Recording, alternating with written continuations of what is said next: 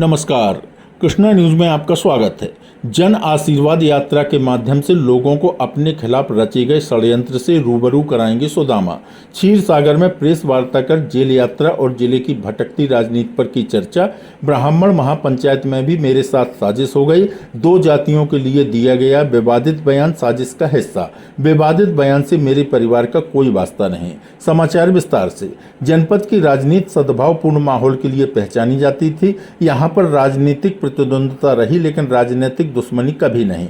एक बाहरी व्यक्ति आकर मेरे जिले के राजनीतिक माहौल को दूषित करने का काम कर रहा है। मेरे खिलाफ लगातार षड्यंत्र किए गए। इस बार वह जेल भेजने में सफल हो गए। ब्राह्मण महापंचायत में एक व्यक्ति विशेष की ओर से 2 जातियों के लिए दिया गया विवादित बयान भी उसी का हिस्सा रहा। महापंचायत मेरे लिए हुई थी, लिहाजा मैं माफी मांगता हूँ। यह बात जेल से बाहर आने के बाद पूर्व ब्लॉक प्रमुख सुदामा दीक्षित ने अपने आवास पर बुलाई प्रेस कॉन्फ्रेंस में कही। जेल से वापसी के बाद पूर्व ब्लॉक प्रमुख सुदामा दीक्षित गुरुवार को अपने आवास क्षीर सागर में प्रेस के समक्ष रूबरू हुए। इस दौरान उन्होंने अपनी जेल यात्रा और जिले की भटकती राजनीति पर चर्चा की। उन्होंने कहा कि समाज की बेहतरी के लिए स्वस्थ राजनीति की जरूरत है, मगर लोग भटक रहे हैं। उन्होंने कहा कि इस जनपद में पहले कभी राजनीति में शत्रुता का भाव देखने को नहीं मिला। राजनीति में प्रतिद्वंद्विता तो होनी चाहिए, मगर शत्रुता नहीं। उन्होंने इशारों में ही कहा कि पूरा जनपद यह जान चुका है कि मुझे जेल भेजने के पीछे कौन है तथा उसका मकसद क्या है। जिले की जनता सब जान रही है। इसका जवाब चुनाव में जनता अवश्य देगी। बाहरी व्यक्ति जिले की राजनीति को दूषित करने का काम कर रहा है। उसके मंसूबों को जिले के लोग सफल न होने दें। पूर्व ब्लॉक प्रमुख सुदामा दीक्षित ने कहा कि उन्हें साजिशन जेल भेजा गया। उसके बाद उनके समर्थकों पर भी इस तरह के षड्यंत्र कर फर्जी मामले दर्ज किए गए, मगर मेरी तरह वह भी डरे नहीं। तमाम प्रकार से उत्पीड़न किया गया।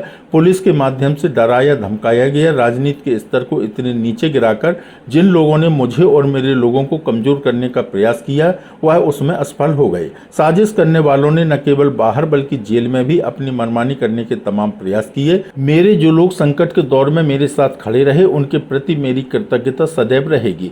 ऐसे सभी लोगों के प्रति अपना आभार प्रकट करने के लिए एवं उनके परिवार का आशीर्वाद प्राप्त करने के लिए विजयदशमी के दिन से 1 माह तक जन आशीर्वाद यात्रा पूरे जनपद में लेकर निकलेंगे। ब्राह्मण महापंचायत में किसी व्यक्ति द्वारा अन्य जाति वर्ग के लिए किए गए निशाने के सवाल पर पूर्व ब्लॉक प्रमुख ने कहा कि ब्राह्मण महापंचायत में भी मेरे साथ साजिश हो गई।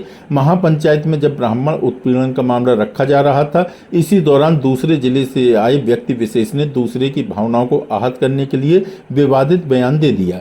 मैं और मेरा परिवार इससे इत्तेफाक नहीं रखता। जब मैं जेल में था तो मेरी पत्नी ने इस पर अपना बयान दिया और सोशल प्लेटफॉर्म पर माफी मांगी। मैं जेल से बाहर आया तो मैं भी उस विवादित बयान पर माफी मांगता हूं। कहना चाहता हूं कि वह बयान भावनाओं में आकर दिया गया बयान नहीं था, बल्कि सुनियोजित था। किसी व्यक्ति ने अपनी मनमानी तरीके से कुछ बयानबाजी कर दी, जिसमें मेरा या मेरे परिवार का कोई समर्थन नहीं है। यह बयान उन्होंने क्यों दिया, वह कहां से उठकर पंचायत में पहुंचे थे, इस बात की जांच उनके मोबाइल नंबर की पड़ताल करने से हो सकती है। पूर्व ब्लॉक प्रमुख ने कहा कि मेरे किसी भी समर्थक का इस प्रकार की बयानबाजी से कोई वास्ता सरोकार नहीं है। यह मामला केवल ध्यान भटकाने के लिए ही किया गया है। उन्होंने कहा कि मैं गांव-गांव जन आशीर्वाद यात्रा के तहत जाऊंगा और लोगों से आशीर्वाद लूंगा और अपने खिलाफ रचे गए षड्यंत्र से रूबरू कराऊंगा। उन्होंने कहा कि जिस कर्मचारी की मृत्यु हुई है, उसका हम सभी को बहुत कष्ट है। मेरी मां और मेरे परिवार का कोई सदस्य कभी उनका नाम नहीं लेते थे। सदैव उन्हें पटेल सर कहकर ही संबोधित किया। वह परिवार के अंग थे। उनका परिवार किसी के बहकावे में आकर भटक गया था। मेरा उस परिवार से आज भी वही नाता है और उनका हम सभी से इस सौहार्द को कोई समाप्त नहीं कर सकता।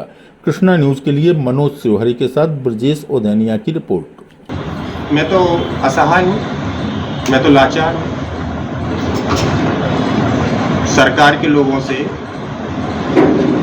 लड़ने की निश्चित रूप से ना हमारी हिम्मत है और ना हम लड़ सकते हैं। और लड़ सकते होते तो आखिर 22 दिन जेल में काटी क्यों आए?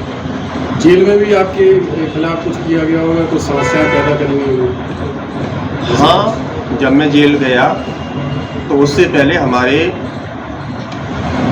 हमारे लिए विशेष तैयारी की गई थी। वो विशेष तैयारी हमारे लिए सुविधाओं के लिए नहीं थी। वो विशेष तैयारी किस तरीके से हम परेशान हो जाएं, किस तरीके से हम जेल महसूस करें, इसके लिए पूरी योजना बनाई गई थी। और मैं कह सकता हूँ, मैं कोई राजनीतिक बयान नहीं दे रहा, आप सबकी कृपा से ही मैं ठीक तरीके से आपके सामने बैठा। तब एक हमारे समर्थकों ने एक महापंचायत का आयोजन किया। निश्चित रूप से एक सबकी भावना थी कि इस संकट की घड़ी में हम क्षीर सागर परिवार के साथ खड़े हैं। उस महापंचायत में एक व्यक्ति ने विवादित बयान दिया था। उस विवादित बयान से निश्चित रूप से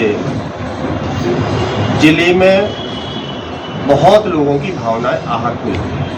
एक विशेष जाति के लोगों की, विशेष वर्ग के लोगों की, और मैं कह सकता हूं कि दो जातियों के बारे में बोला गया था।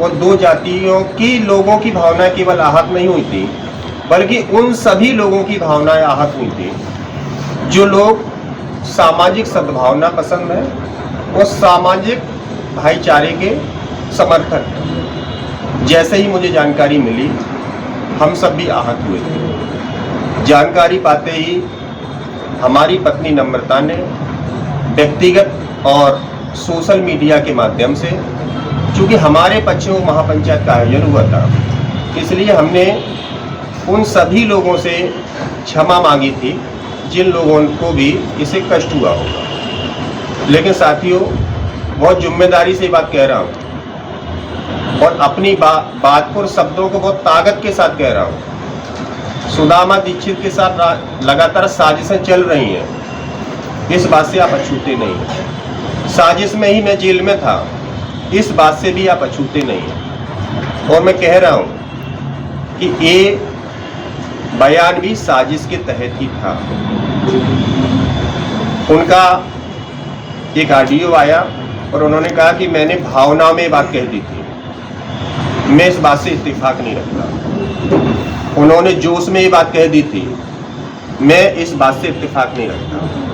कोई व्यक्ति कैसे किसी जाति को टारगेट बना के उसको अब सब किसी जोश में कह सकता है?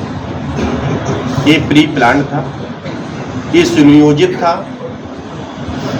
और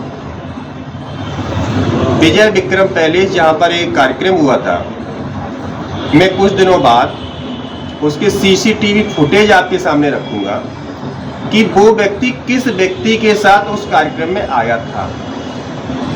ऐसा कौन व्यक्ति था जिसके साथ वो 1.5 घंटे बैठा रहा। और जिले के ईमानदार पुलिस अधीक्षक है, जांबाज पुलिस अधीक्षक है। एसपी साहब से भी मैं आग्रह करूंगा, मैं उस विवादित बयान देने वाले व्यक्ति का नंबर और एक नंबर में उनको और आग्रह करके दूंगा, उन दोनों लोगों के नंबर सर्विलांस से अगर निकलवा लेंगे तो ये पूरा जिला जान जाएगा कि 1.5 घंटे वो इस जिले के राजनेता के साथ बैठ करके योजना बना करके पूरा विवादित बयान दिया गया और उस विवादित बयान को चलवाया गया। उस विवादित बयान को, उस बात को पूरे जिले के सामने मैनिपुलेट किया गया कि कैसे सामाजिक सद्भाव बिगड़े, कैसे जातियों में आपसी कटता आए, कैसे सुदामा दीक्षित के प्रति, क्षीर सागर के प्रति और एक समाज के प्रति नफरत का भाव उत्पन्न हो। ये भी एक बहुत बड़ी साजिश थी और इस साजिश का भी जल्दी ही पर्दाफाश हो जाएगा।